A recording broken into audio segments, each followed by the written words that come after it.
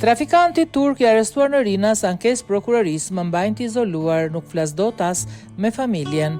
Turku Nihat Ozbek, i cili u arrestua në Rinas në ndyshimin si drejtuesi i një organizate të trafikut të heroinës, i është drejtuar me një kërkesë Ministrisë së Drejtësisë dhe Komitetit Helsinkit, ku kërkon verifikimin e kushteve të ambienteve të paraburgimit ku mbahet izoluar.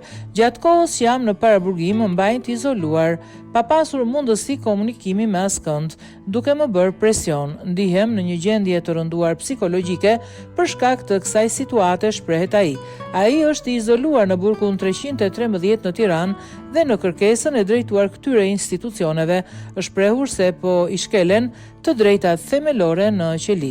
Që nga momenti që jam vendosur në këtë institucion, jam trajtuar në mënyrë të diskriminuar, nuk mund të komunikoj me familjen time përmes telefonit apo Skype-it, nuk më lejoj të marr ushqim nga jashtë, as të kem takime me familjen time.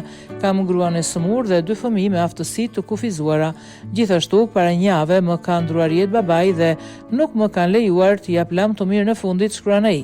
57 vjeçari Nihat Ozbek u arrestua në 23 nëntor 2024 në Rinas, pasi kërkohej nga Gjermania, ku ka dalë në aplikacionin Sky SCC si dyshuar për trafik droge.